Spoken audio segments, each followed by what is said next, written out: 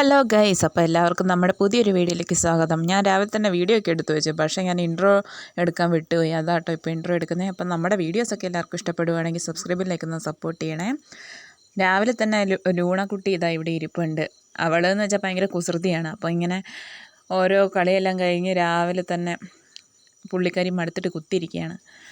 ഞാൻ ഇങ്ങോട്ട് കയറി വരുമ്പോൾ എൻ്റെ പുറകെ വരാൻ വേണ്ടി നോക്കുക. അങ്ങനെ ഒരു പണി എടുക്കാൻ സമ്മതിക്കില്ല അവൾ. അപ്പോൾ രാവിലെ തന്നെ അച്ഛൻ ബീഫ് വാങ്ങിക്കൊണ്ട് വന്നിട്ടുണ്ടായിരുന്നു. അപ്പോൾ അത് അച്ഛനാണ് ഇവിടെയൊക്കെ അതൊക്കെ റെഡിയാക്കുന്നത്. അപ്പം പൊറോട്ടയും മീൻ കറിയായിരുന്നേ രാവിലെ തന്നെ. അപ്പോൾ അതൊക്കെ കഴിച്ചു. അതെല്ലാം കഴിച്ച് കഴിഞ്ഞപ്പോഴത്തേനും പിന്നെ ബീഫ് ഞാനുണ്ടാക്കാമെന്ന് വിചാരിച്ചു. അമ്മയില്ലാത്തതുകൊണ്ട് ഇപ്പോൾ ഞാനാണ് എല്ലാ പണിയും. അപ്പോൾ അതുകൊണ്ട് ബീഫ് ഉണ്ടാക്കാൻ വേണ്ടിയിട്ട് ഉള്ളിയും അതുപോലെ തന്നെ ജിഞ്ചർ ഗാർലിക്കൊക്കെ പേസ്റ്റ് ആക്കിയിട്ടൊക്കെ വെച്ചിട്ടുണ്ട്. നേരത്തെ തന്നെ ബീഫിൽ മസാലയൊക്കെ തേച്ച് വെച്ചായിരുന്നു. അപ്പോൾ അത് നമുക്ക് കുറച്ച് വെള്ളമൊക്കെ ഒഴിച്ചിട്ട് ഇങ്ങനെ അടുപ്പത്ത് വേവിക്കാൻ വെക്കാം. എന്നാൽ വേഗം വെന്ത് കിട്ടുമല്ലോ. അന്നത്തേനും ഈ ഉള്ളിയും ജിഞ്ചർ ഗാർലിക് പേസ്റ്റും ഒക്കെ റെഡിയാക്കി വെച്ചത് നമുക്കത് വഴറ്റാം.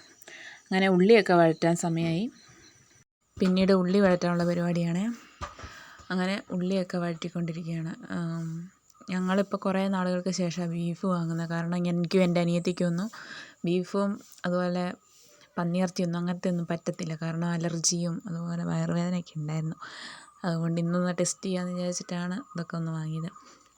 അങ്ങനെ ഉള്ളിയൊക്കെ നന്നായിട്ട് വഴറ്റി അതിലേക്ക് നമുക്കിനി ജിഞ്ചർ ഗാർലിക്കിൻ്റെ പേസ്റ്റ് ഇടണം.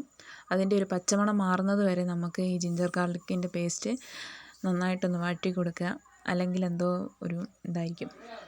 അങ്ങനെ അതെല്ലാം കൂടെ നന്നായിട്ട് ഞാൻ വഴറ്റി. പിന്നെ ആദ്യമായിട്ടാണ് ഞാൻ ബീഫ് കറി വെക്കുന്നത്. അതും കൂടെ ഞാൻ ഇതിനകത്തേക്ക് പറയാം. പിന്നെ നമ്മുടെ മുളക് പൊടി, മല്ലിപ്പൊടി, മഞ്ഞൾപ്പൊടി, അതുപോലെ തന്നെ മീറ്റ് മസാല എല്ലാം കൂടി ഇട്ടിട്ട് ഇനി ഇത് നന്നായിട്ടൊന്ന് ഇളക്കി കൊടുക്കണം. അങ്ങനെ മസാലയൊക്കെ ജസ്റ്റ് വെന്ത് വരുന്നത് വരെ നന്നായിട്ടൊന്ന് ഇളക്കി കൊടുക്കണം. അങ്ങനെ കുറച്ച് നേരം നമ്മൾ ഇളക്കി ഇതൊക്കെ ആക്കിയാലേ ഇത് റെഡി ആവത്തുള്ളൂ. അങ്ങനെ അതൊക്കെ റെഡിയാക്കി. പിന്നെ നേരത്തെ ബീഫ് കറി വേഗം വെച്ചിട്ടില്ലായിരുന്നോ, അപ്പോൾ അതിലേക്ക് ഈ മസാലയൊക്കെ എടുത്ത് ഇടുക. എന്നിട്ട് അത് നന്നായിട്ട് ഇളക്കി യോജിപ്പിച്ചിട്ട് പിന്നെ അത് മൂടി വയ്ക്കുക. കുറച്ച് നേരം മൂടി വെച്ചാലല്ലേ നന്നായിട്ട് വേഗുള്ളൂ.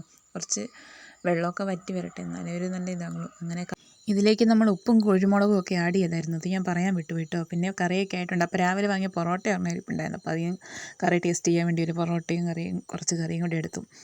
ആദ്യമായിട്ട് വെക്കുന്നതുകൊണ്ട് പറയില്ല, നല്ല ടേസ്റ്റ് ഉണ്ടായിരുന്നു. അങ്ങനെ അതൊക്കെ ഞങ്ങൾ കഴിച്ച്. അങ്ങനെ ഇപ്പോൾ വൈകുന്നേരമായി. അപ്പോൾ അങ്ങനെ വിളക്കൊക്കെ വെച്ചു. ഞങ്ങളിവിടെ മാത്രമല്ല കേട്ടോ, പുറത്തും വിളക്ക് വെക്കാറുണ്ട്. അപ്പോൾ ഇന്നത്തെ വീഡിയോ ഒക്കെ ഇത്രയേ ഉള്ളൂ. അപ്പോൾ എല്ലാവർക്കും നമ്മുടെ വീഡിയോ ഒക്കെ ഇഷ്ടപ്പെട്ടാൽ സബ്സ്ക്രൈബ് ചെയ്യാനും അതുപോലെ തന്നെ ലൈക്കും കമൻറ്റും ഒക്കെ ഇടാനും മറക്കരുതേ. ഇനി അടുത്ത വീഡിയോ കാണുന്നവരെ ബൈ.